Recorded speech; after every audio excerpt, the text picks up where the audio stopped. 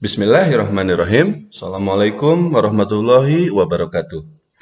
Pada video sebelumnya kita sudah membahas tentang rencana merger ya Bank Banten atau dengan kode BEKS ke dalam Bank BJB dengan kode BJBR. Di mana di situ disampaikan bahwa BJBR fundamentalnya bagus, tapi sedangkan BEK sebaliknya kinerjanya jelek, perusahaannya sakit-sakitan. Nah, itu bagaimana kita kemudian bisa menyimpulkan seperti itu, bahwa BJB ini bagus, sedangkan BEK sebaliknya nggak bagus. Kalau pada video sebelumnya, kita melihatnya itu dari kinerja perusahaan dalam 5 tahun terakhir di sini. Ini adalah laporan tahunan dari Bank BJB ya. Seperti itu, dan ini angka-angkanya ada banyak sekali, tapi yang kita lihat langsung saja ke bagian, nah ini dia, laporan laba rugi dan penghasilan komprehensif dan lain konsolidasian. Kemudian yang kita lihat adalah ini,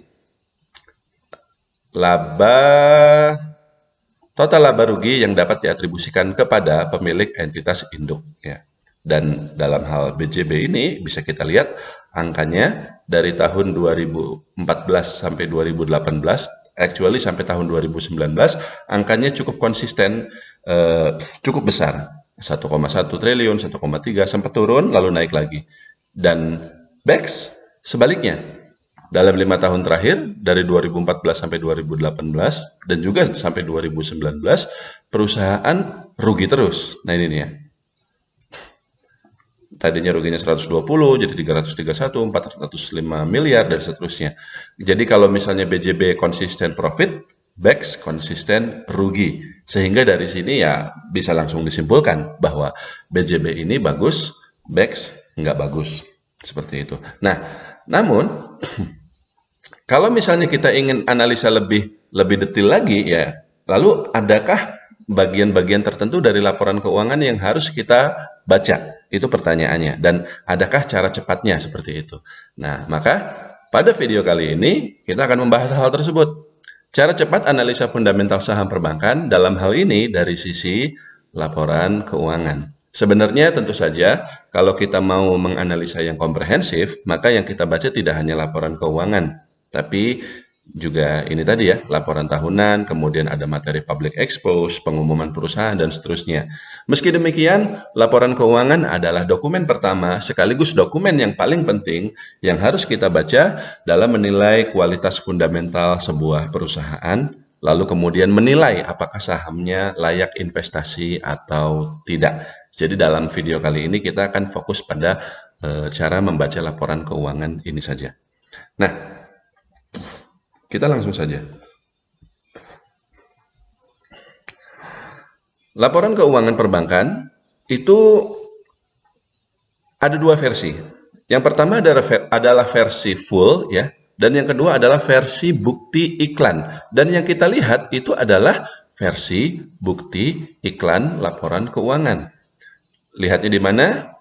Di idx.co.id. Anda pertama buka dulu idx.co.id ini. Kemudian Anda di sebelah sini ada berita, lalu ke arah pengumuman. Nah, ini dia.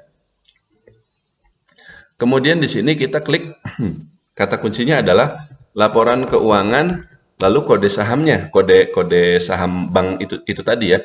Nah, yang akan kita pelajari di sini adalah dua bank itu tadi ya, Bank BJB dan juga Bank BEX. Ini sebagai perbandingan yang satu bank bagus seperti itu, dan yang satunya lagi adalah bank yang tidak bagus. Nah ini, nanti kita bandingkan angka-angkanya. Yang kita ambil adalah BJB terlebih dahulu. Jadi di sini kodenya laporan keuangan BJBR. Lalu klik cari. Nah, di sini BJB sudah merilis laporan keuangan untuk triwulan 1, kuartal 1 tahun 2020. Tapi yang kita lihat adalah yang tahun penuh 2019 kemarin. Nah, ini dia. Jadi ada versi fullnya ya, penyampaian laporan keuangan tahunan ini, kita download yang ini, dan ada juga penyampaian bukti iklan informasi laporan keuangan tahunan. Jadi yang kita ambil adalah yang ini. Dua-duanya kita ambil, tapi yang akan kita lihat adalah yang di video kali ini adalah yang bukti iklan ini. Hasil filenya, hasil downloadnya itu adalah seperti ini. Kalau yang laporan keuangan yang full, Itu tampilannya seperti ini. Ini kan cukup panjang ya, dari pertama sampai akhir itu ada banyak berapa halaman, sementara ini lebih ringkas. Tapi meskipun judulnya adalah ringkas ya, tetap saja angka-angkanya ada banyak sekali. Nah, jadi sekali lagi pertanyaannya, dari sekian banyak angka-angka yang ditampilkan di sini, ini yang mana yang kita lihat? Jawabannya adalah di sini. Laporan rasio keuangan. Ini sekali lagi per akhir tahun 2019 dibandingkan dengan tahun 2018. Nah, jadi ini yang kita lihat. Untuk BEX juga sama. Jadi di sini laporan keuangan versi iklannya ada banyak angka-angkanya, tapi nanti di bagian bawah itu ada, nah ini dia, perhitungan rasio keuangan. Ininya akun-akunnya sama, ada kewajiban penyediaan modal minimum, aset produktif bermasalah dan seterusnya, ya sama kan? Ini juga sama, KPMM, lalu aset produktif bermasalah dan seterusnya. Nah, inilah yang harus kita baca satu persatu dari nomor 1 sampai nomor 11. Lalu kita bisa menilai fundamental bank yang bersangkutan. Kita mulai dari yang nomor 1 dulu. Ya. Jadi ini ya, baca bagian laporan rasio keuangan. Dan yang nomor satunya itu adalah Capital Adequacy Ratio, CAR, atau KPMM, kewajiban penyediaan modal minimum. Ya. Di sini angkanya disebut 17,71%, berbanding tahun sebelumnya 18,63%. Ini kalau bahasa Inggrisnya adalah CAR, Capital Adequacy Ratio, tapi bahasa Indonesianya yaitu tadi KPMM, seperti itu. Nah, di sini disebut bahwa angkanya 17,7%. Ini apa artinya? Artinya, simpelnya seperti ini. Artinya, dari katakanlah aset bank BJB senilai 100 juta rupiah, maka 17,7 juta rupiah ya, itu adalah milik bank BJB itu sendiri. Selebihnya itu merupakan utang, dana pihak ketiga, dan seterusnya. Nah, ini menunjukkan kekuatan modal bank. Jadi semakin besar angkanya, semakin kuat modal bank yang bersangkutan. Kalau misalnya angkanya terlalu kecil, maka banknya berisiko untuk bangkrut. Berisiko untuk tidak mampu membayar kewajiban-kewajibannya kepada para nasabahnya. Kan sebenarnya cara kerja bank itu seperti ini. Bank itu menerima simpanan dari nasabah. Katakanlah Anda menabung di bank BJB senilai 10 juta. Maka uang 10 juta itu kemudian dicatat sebagai aset bank, tapi tidak dicatat sebagai milik bank. Karena itu milik Anda sebagai nasabah. Kalau misalnya angka KPMM ini terlalu kecil, kemudian bank menderita kerugian tertentu yang membuat angka ini turun lebih rendah lagi, maka ada kemungkinan bank tidak akan bisa membayar tabungan Anda yang senilai 10 juta itu. Ketika Anda pergi ke bank, Anda mau narik dana, ternyata dananya tidak bisa dicairkan. Ada kemungkinan seperti itu kalau sekali lagi, angka KPMM ini terlalu rendah. Berdasarkan peraturan dari Bank Indonesia, KPMM minimalnya 8%. Kalau kurang dari itu, maka ada dua hal yang harus dilakukan oleh bank yang bersangkutan. Pertama, dia harus menyuntik modal. Pemegang saham Bank BJB, yaitu Pemprov Jawa Barat, dia harus menyuntik tambahan modal agar modalnya bertambah, agar persentase KPMM-nya ini juga naik. Atau kedua, mereka harus mengurangi utang-utangnya. Seperti itu. Namun dalam hal BJB ini kita bisa lihat angkanya 17,7% dan ini jauh di atas batas minimum 8% itu tadi, sehingga aman. Dalam hal ini Bank BJB dari sisi KPMM dia cukup bagus. Seperti itu. Tidak ada masalah, angkanya cukup besar. Nah, kemudian nomor 2, ini nanti setelah kita lihat semuanya baru kita bandingkan dengan BEX ya, seperti itu. Kita lihat dari sisi Bank BJB dulu. Berikutnya adalah perbandingan aset bermasalah dengan total aset ya. Ini bahasanya panjang tapi intinya kalau disederhanakan seperti itu. Jadi yang ini adalah aset bermasalah dibanding dengan total aset. Jadi yang aset bermasalahnya itu sebesar 1,27% dibanding total aset. Simpelnya, sekali lagi, dari aset Bank BJB senilai 100 juta rupiah, Maka 1,2 juta rupiah diantaranya itu bermasalah. Apa itu yang dimaksud dengan aset bermasalah? Ini dia. Ya. Aset terbesar milik bank itu adalah kredit yang disalurkan. Kredit yang disalurkan. Sekarang kita lihat laporan keuangan BJB versi fullnya. Nah ini dia ya. Ini aset-aset perusahaan, ada kas, ada giro, dan seterusnya ya. Total aset perusahaan bank ini adalah 123 triliun rupiah. Dan dari aset yang senilai 123 triliun ini, bagian terbesarnya adalah ini dia. Kredit yang diberikan. Ya. Ada pihak berelasi, pihak ketiga. Totalnya 81 triliun rupiah. Jadi aset terbesar bank manapun ya. Jadi asetnya itu misalnya 123 triliun, maka aset terbesarnya dia itu pasti di kredit yang diberikan sebesar 81 triliun dalam hal Bank BJB ini. Seperti itu. Bank manapun aset terbesarnya adalah di kredit.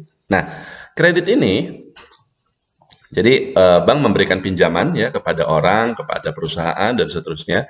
Itu kredit ini memiliki kualitas yang berbeda-beda dan ada lima macam kualitasnya, yaitu lancar, dalam hal ini cicilannya dibayar tepat waktu, dalam perhatian khusus cicilannya menunggak sampai 90 hari, kurang lancar 120 hari, diragukan 180 hari, dan macet lebih dari 180 hari.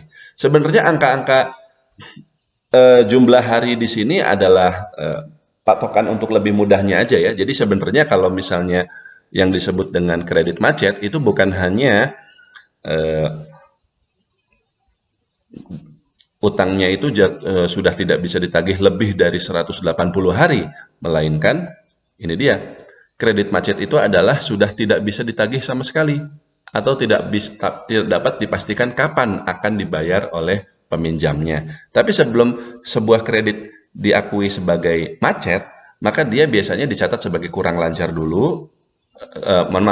Dia dicatat sebagai dalam perhatian khusus dulu, kurang lancar, diragukan, lalu baru yang paling parahnya itu adalah macet. Nah, jadi ada 5 kualitas kredit, mulai dari yang lancar ya, yang tidak ada masalah, dibayar tepat waktu oleh yang mengambil utang tersebut, yang mengambil kredit itu tadi, dan kurang lancar, diragukan, macet. Aset-aset yang bermasalah adalah yang dimulai dari yang kurang lancar ini. Jadi aset bermasalah itu adalah yang kurang lancar, diragukan, dan macet. Nah, ini kemudian dibandingkan dengan total aset. Jadi aset bermasalah ini yang kurang lancar sampai macet dibandingkan dengan total aset. Dan untuk tadi BJB, besarnya itu ternyata 1,27%. Nah, ini juga angka yang sebenarnya cukup aman. Idealnya adalah aset yang produktif, aset total aset yang bermasalah ini idealnya adalah tidak lebih besar dari 2 atau 3%. Jadi maksimalnya 2% saja. Ini 1,2% berarti masih cukup aman. Kalau misalnya lebih dari 2%, apalagi sampai 3%, ya artinya aset Bank BJB ini atau Bank BJB atau bank lainnya itu dia tidak cukup hati-hati dalam menyalurkan kreditnya, sehingga banyak kreditnya itu yang kemudian menjadi macet seperti itu. Tapi dalam hal ini BJB cukup baik. Kemudian nomor 3-nya adalah ya, perbandingan aset produktif bermasalah dengan total aset. Nah, ini hampir mirip dengan poin nomor 2 ini. Bedanya, ini yang dilihat adalah aset produktifnya saja. Kalau yang ini kan aset produktif dan aset non-produktif. Apa maksudnya aset produktif? Aset produktif adalah aset yang menghasilkan keuntungan untuk bank, yang menghasilkan pendapatan bunga untuk bank. Jadi kalau misalnya aset non-produktif itu tidak menghasilkan keuntungan untuk bank. Contohnya apa? Nah, ini tadi. Ini kan aset bank ini ada banyak ya. Ada kas, ada giro, kemudian ada yaitu tadi kredit yang diberikan dan seterusnya. Kalau aset-aset tertentu seperti misalnya giro pada Bank Indonesia, itulah yang kemudian menghasilkan bunga. Kredit yang diberikan inilah yang menghasilkan bunga. Inilah yang disebut dengan aset-aset yang produktif. Tapi ada juga aset yang tidak menghasilkan apa-apa atau menghasilkan bunga tapi besarnya kecil sekali. Contohnya apa? Kas. Aset kas ini ya tentu saja dia tidak menghasilkan keuntungan atau pendapatan bunga sebelum dia disalurkan menjadi kredit. Maka aset kas ini yang disebut dengan aset non produktif. Seperti itu. Nah, di sini juga harus dibandingkan. Aset produktif yang bermasalah ya sama, jadi yang ini tadi kredit kurang lancar dan seterusnya hingga macet itu dibandingkan dengan total aset produktif ya. Jadi kalau tadi total aset, nah sekarang yang dilihat adalah aset produktifnya saja. Perbandingan aset produktif bermasalah dengan total aset produktif. Ini untuk lebih melihat lebih detail gambaran kualitas aset perusahaan. Jadi yang dilihat hanya yang produktifnya saja gitu. Kalau untuk nomor 3 ini.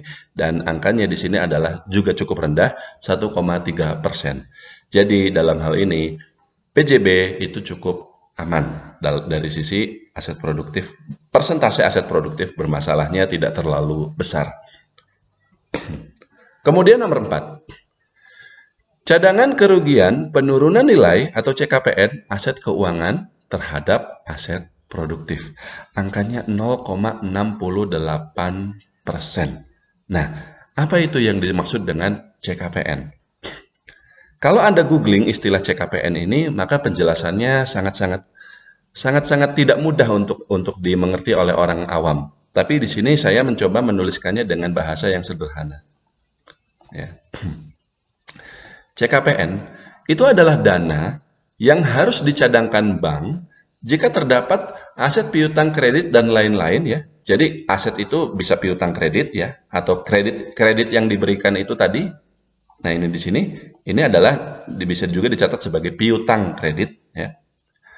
Sekali lagi, dana yang harus dicadangkan bank jika terdapat aset piutang kredit dan lain-lain yang berisiko tinggi untuk macet atau hangus. Sekali lagi, Bapak Ibu sekalian, kalau misalnya kredit macet, ini kan berarti sudah tidak bisa ditagih sama sekali. Artinya, bank katakanlah memberikan pinjaman sebesar 1 juta rupiah kepada perusahaan. Nah, kalau misalnya kemudian orang ini atau perusahaan ini dinilai dia tidak bisa membayar, ya berarti uang 1 juta rupiah itu ya dianggap hilang, dianggap hangus. Seperti itu. Nah, jika ada aset-aset yang berisiko tinggi untuk macet, ya. Kalau misalnya macet berarti kan hangus. Berarti nilai aset bank itu akan turun jika piutangnya itu dihapus seperti itu. Maka sehingga nilai total aset bank di masa yang akan datang juga berisiko akan turun dibanding nilainya pada saat ini. Untuk mencegah penurunan nilai total aset bank ini, maka bank harus mencadangkan sejumlah dana. Dana yang kemudian untuk menggantikan kredit yang macet itu tadi jika kredit itu benar-benar macet. Dana darurat lah sederhananya seperti itu. Nah, ini yang disebut kemudian adalah CKPN. CKPN ini mengurangi laba operasional dan juga laba bersih dari bank, tapi bisa dicatat menjadi laba di masa yang akan datang jika piutang kredit yang macet tadi ternyata bisa ditagih kembali.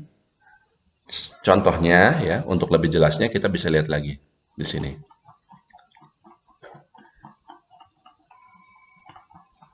Nah, ini dia.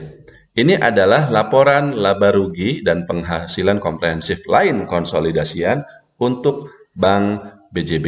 Di sini kita bisa lihat ya. Nah, ini dari pendapatan bunga dan syariah dan seterusnya, pendapatan operasional lainnya dan seterusnya, lalu dan seterusnya. Kemudian, nah ini dia nih. Penyisihan kerugian penurunan nilai atas aset keuangan bla bla bla senilai 321 miliar rupiah. Inilah yang disebut dengan dana CKPN. Jadi Bank BJB itu mengambil dana sebesar 321 miliar rupiah dari laba operasionalnya untuk disimpan, untuk dicadangkan, sehingga ini mengurangi laba operasionalnya dan juga tentunya mengurangi laba tahun berjalan. Inilah yang kemudian dicatat sebagai CKPN. Dana ini tidak kemana-mana, dana ini disimpan dulu ya untuk dijaga-jaga, untuk berjaga-jaga kalau ada kredit yang kemudian benar-benar menjadi macet seperti itu. Namun, kalau misalnya ada kredit di masa lalu yang macet tapi kemudian ternyata bisa ditagih lagi ya, maka itu adalah masuknya di sini nih. Penerimaan kembali kredit yang telah dihapus buku. Jadi ini sebaliknya ya, kalau tadi kan mengurangi laba operasional dan juga laba bersih, ini dicatat sebagai pendapatan sebesar 267 miliar. Inilah yang disebut dengan bisa dicatat menjadi laba di masa yang akan datang jika ternyata piutang kredit yang macet tadi ternyata bisa ditagih kembali. Sekali lagi ya, dana CKPN ini adalah semacam dana darurat ya, harus dicadangkan oleh bank untuk jaga-jaga jika ada aset kreditnya yang macet seperti itu. Nah, dan dana CKPN ini semakin besar, semakin bagus. Dalam hal ini, BJB sebenarnya angkanya terlalu kecil, hanya 0,68% saja. Idealnya adalah 1%. Jadi kalau misalnya aset bermasalah ini kan sekitar 1% ya, maka harusnya CKPN ini juga harusnya 1% juga. Ini dia hanya 0,68%. Jadi kurang dari yang idealnya gitu. Idealnya 1%. Jadi total aset BJB katakanlah 100 juta rupiah, maka dana daruratnya harusnya 1 juta rupiah. Tapi ini enggak, hanya 680.000. Jadi dalam hal ini Bank BJB kurang bagus. Kalau yang tadi KPMM, aset produktif segala macam itu bagus, tapi dalam hal CKPN dia sedikit kurang bagus. Idealnya kalau tadi kita lihat lagi di sini ya, idealnya ketika tadi di sini bank mencadangkan kerugian, itu harusnya angkanya tidak hanya 321 miliar, harusnya lebih besar dari itu. Tapi dalam hal ini yang dicadangkan hanya segini saja, sehingga kemudian CKPN-nya juga jadi kecil seperti itu. Lanjut. NPL gross dan juga NPL net. Nah, apa itu NPL? NPL adalah non-performing loan atau bahasa Indonesianya secara harfiah, pinjaman yang tidak perform, pinjaman yang tidak menghasilkan keuntungan. Dana kredit yang disalurkan tapi tidak menghasilkan keuntungan, justru menimbulkan kerugian karena macet dan seterusnya. Nah, ini kemudian disingkat sebagai NPL. Kalau NPL gross, maka ini menghitung kredit kurang lancar hingga macet ya, aset-aset bermasalah itu tadi. Nah, ini nih yang di bold ya. Ini dari yang kurang lancar, diragukan dan macet itu dihitung semuanya untuk yang NPL gross. Tapi kalau untuk NPL net, maka hanya kredit macet saja. Hanya kredit yang benar-benar dianggap macet saja. Nah, kemudian kita lihat angkanya. NPL gross ini 1,58%. Jadi dari total aset. Jadi, kalau ini kan total aset. Kalau yang ini tadi kan dari total, dilihatnya dari total aset. Kalau yang ini ya dilihatnya adalah kredit yang disalurkan saja. Jadi bukan total aset. Jadi yang dihitungnya dari ini tadi nih.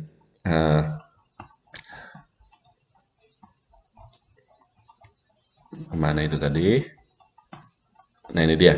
Jadi dihitungnya itu adalah dari total aset ini saja, total kredit yang diberikan sebesar 81 triliun ya. Maka dari 81 triliun itu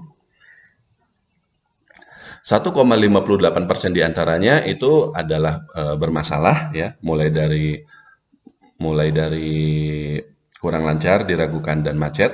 Dan kemudian 0,81% diantaranya itu benar-benar macet sama sekali.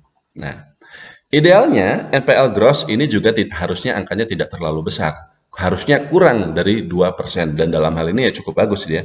Makanya hanya 1,58%. Kalau misalnya lebih dari 2%, ya sekali lagi, berarti penyaluran kreditnya nggak bagus. Banyak kreditnya yang kemudian menjadi bermasalah. Untuk NPL net juga sama, idealnya kurang dari 1%. Dan dalam hal ini 0,81% berarti ya cukup bagus. Lanjut. Kemudian ada ROA, Return on Asset. Lalu ada ROE, Return on Equity. Ini adalah sama seperti untuk laporan keuangan di sektor-sektor yang lain, yang non-perbankan ya. Jadi, kalau ROA itu adalah laba bersih dibandingkan dengan total aset perusahaan.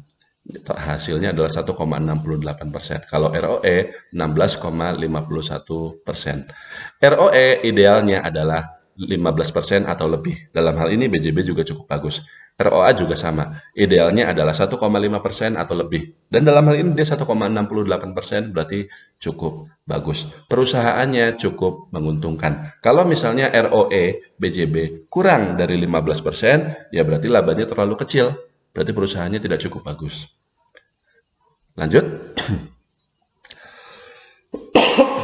Net Interest Margin, NIM, angkanya 5,75%. Apa yang dimaksud dengan NIM? Kita lihat di sini. NIM, ya. Nah ini ya, tadi yang disebut dengan ROA, kemudian ROE. Yang kita hitung adalah laba bersih setahun dibanding dengan total aset bank, ya. Dan ini ya hasilnya seperti ini, 1,68%, ROE-nya 16,51%. Kemudian NIM, Net Interest Margin. Ini adalah selisih antara bunga yang diterima bank dari kredit yang disalurkan dengan bunga yang dibayar bank kepada nasabah pemilik dana pihak ketiga. Tabungan, giro, deposito, dan seterusnya. Jadi kan seperti ini. Anda menabung di bank BJB, Anda taruh deposito. Kemudian Anda dapat bunga misalnya 4% setahun. Nah, tapi dana deposito yang Anda tabung itu oleh Bank BJB disalurkan kepada perusahaan, orang yang butuh dana, dan seterusnya. Dan Bank BJB ini mengambil bunga katakanlah 9% misalnya, atau 10%. Maka NIM-nya bagi Bank BJB ini 9% itu tadi dikurangi bunga yang dibayarkan kepada Anda sebesar 4% dibayarkan kepada Anda sebagai pemilik dana deposito itu tadi.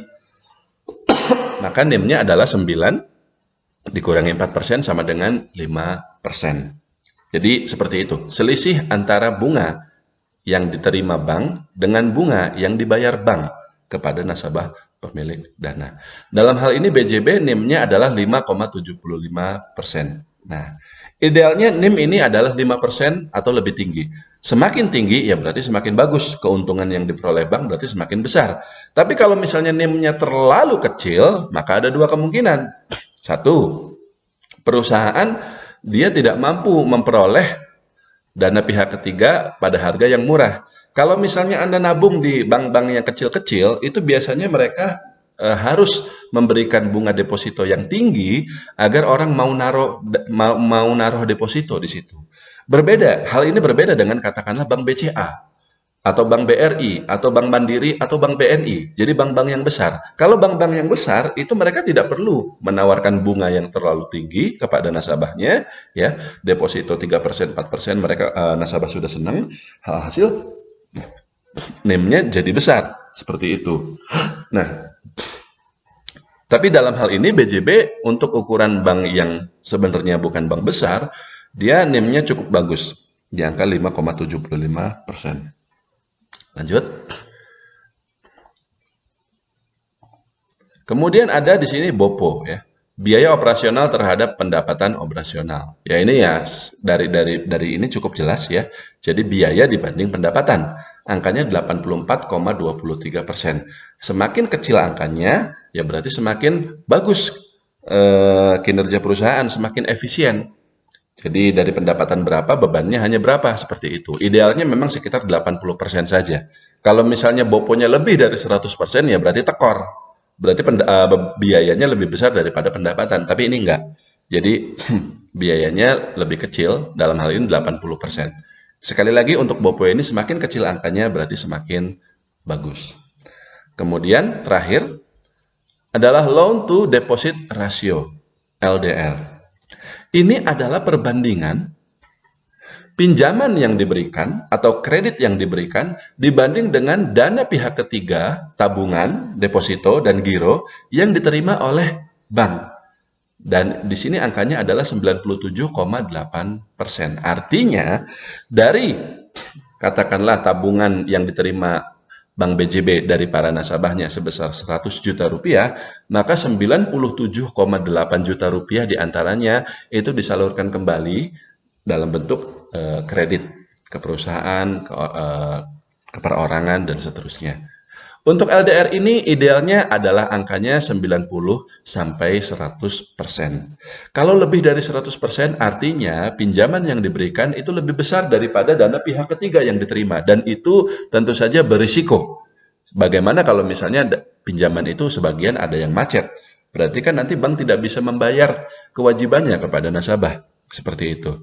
Di sisi lain, kalau misalnya angkanya kurang dari 90%, ya, misalnya hanya 80%, maka berarti bank juga terlalu hati-hati dalam menyalurkan kreditnya. Kalau misalnya terlalu hati-hati, kredit yang disalurkan terlalu kecil dibanding dengan dana pihak ketiga yang diterima, maka otomatis pendapatan bunganya juga akan kecil. Jadi itu sama-sama tidak bagus. Jadi untuk LDR ini terlalu besar tidak bagus, terlalu kecil juga sama tidak bagus. Idealnya adalah antara 90 sampai sekitar mendekati 100.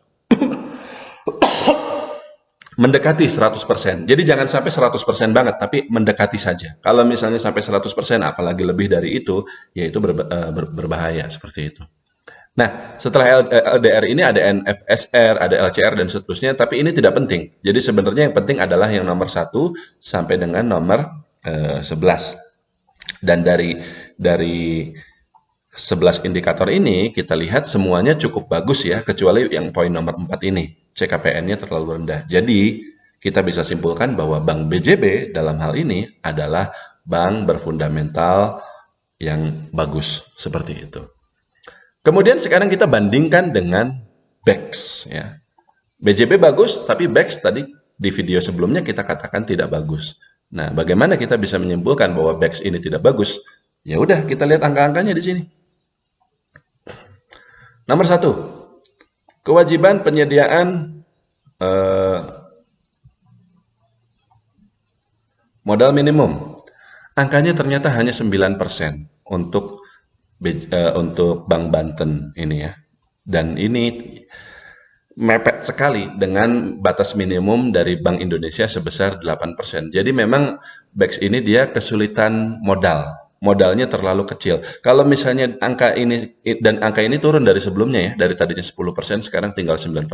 Kalau angkanya ini nanti turun lagi sampai di bawah 8%, yaitu berarti banknya sudah berisiko gagal bayar kepada nasabahnya. Dan memang sekarang kalau Anda googling, udah mulai banyak cerita bahwa Bank Banten ini gagal bayar kepada nasabah depositonya kan, seperti itu. Dan mungkin ini juga alasan kenapa Bank Banten dipaksakan untuk di-merger ke dalam Bank BJB agar diselamatkan sebenarnya. Jadi nanti Bank BJB itu kemudian menyelamatkan Bank Banten.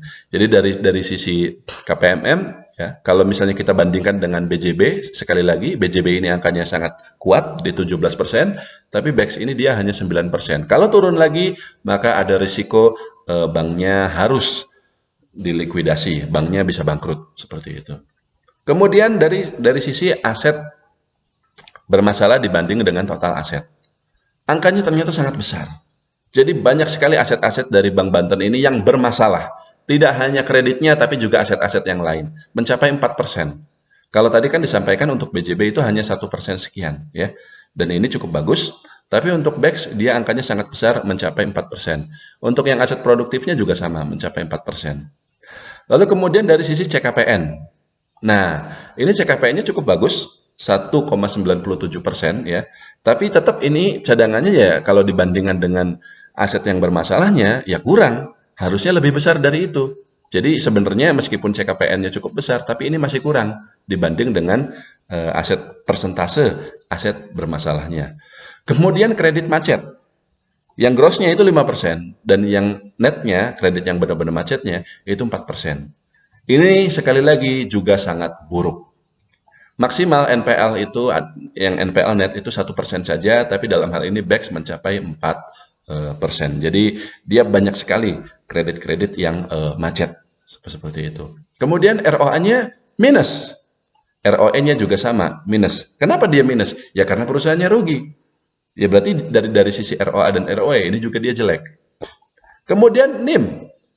NIM-nya juga hanya 1,14%, sangat rendah sekali. Jadi dari kredit yang disalurkan dibanding dengan bunga yang diterima Bank Banten dari kredit yang disalurkan dibandingkan dengan bunga yang dibayar Bank Banten kepada nasabahnya, itu ternyata selisihnya hanya 1,14% saja.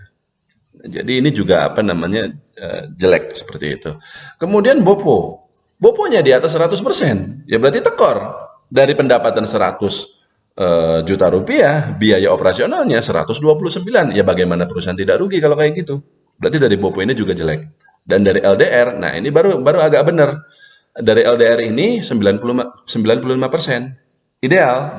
Jadi tadi sebelumnya kan disampaikan bahwa loan to deposit ratio idealnya adalah antara 90 sampai 100%. Jadi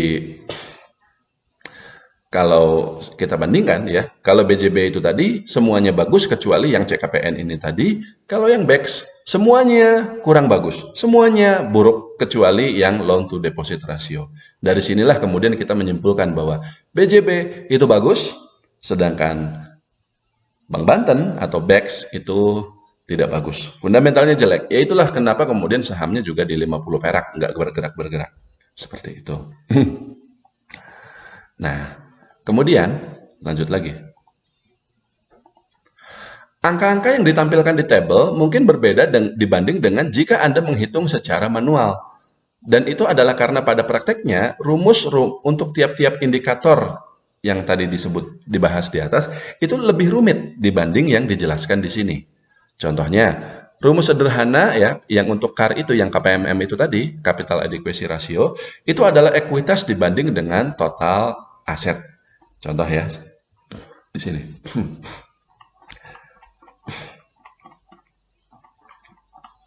Tadi dijelaskan bahwa KPMM atau CAR itu adalah perbandingan antara ekuitas dengan total aset bank. Di sini kita bisa lihat bahwa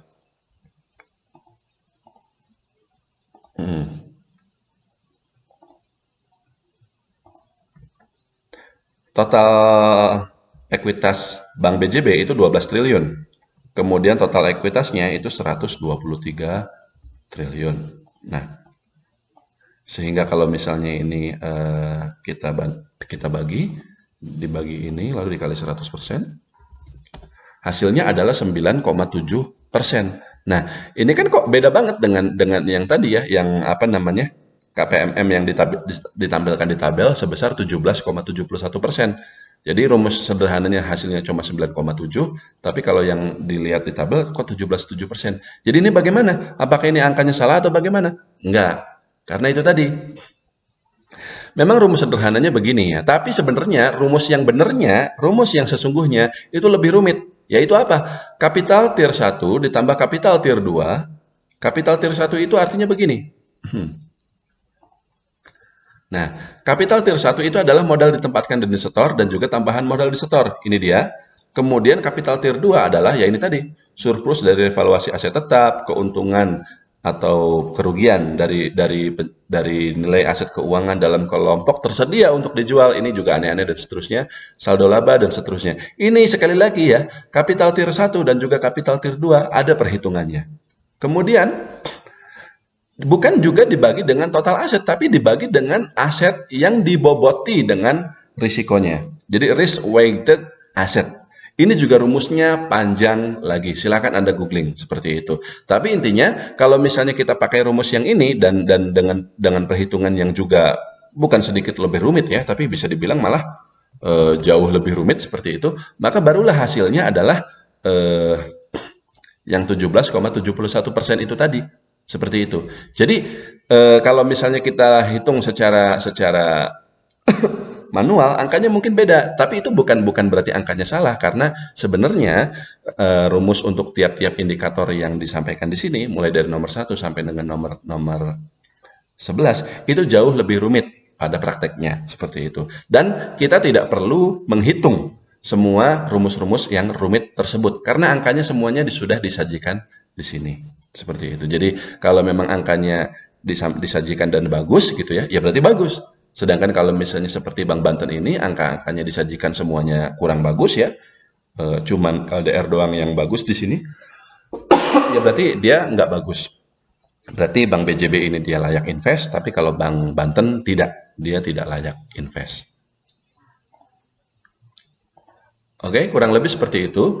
Untuk tema video berikutnya nanti kita akan mencoba membaca laporan keuangan bank syariah. Sebenarnya sama aja, tapi mungkin ada sedikit perbedaan dibanding bank konvensional. Dan yang nomor 2 adalah cara menilai fundamental ekonomi nasional berdasarkan kinerja perbankan. Ini juga tema yang sangat menarik, Bapak Ibu sekalian. Kenapa? Karena kita tahu bahwa sektor perbankan adalah sektor paling besar. Sektor industri paling besar di negara manapun termasuk di Indonesia. Dan sektor perbankan adalah satu-satunya sektor yang terkait dengan seluruh sektor lainnya dalam suatu negara. Karena untuk sektor-sektor lain ya, misalnya sektor batu bara, perkebunan kelapa sawit, konstruksi, properti, ya mereka semuanya naruh duit di bank dan mengambil pinjaman dari bank. Sehingga kinerja perbankan ini terkait dengan semua kinerja sektor lain di seluruh Indonesia. Dan karena itulah kinerja perbankan itu bisa dipakai untuk menilai fundamental makroekonomi nasional. Kinerja ekonomi nasional, fundamental ekonomi nasional. Sehingga kita bisa menilai apakah ekonomi kita lagi baik-baik saja, atau lagi bermasalah, atau mungkin sedang krisis. Seperti itu. Nah, tapi ini akan kita bahas pada video berikutnya nanti. Oke, kurang lebih seperti itu ya. Untuk jadwal seminar, artikel edukasi, rekomendasi saham, dan seterusnya ya, Anda bisa mengunjungi www.teguhhidayat.com atau Instagram @tghidayat seperti itu. Kemudian untuk informasi produk-produk yang kami tawarkan, bisa menghubungi WhatsApp berikut ini ya, ada 2 yang bisa Anda hubungi dari Mbak Yanti dan juga Mbak Nuri. Demikian, terima kasih atas perhatiannya. Assalamualaikum warahmatullahi wabarakatuh.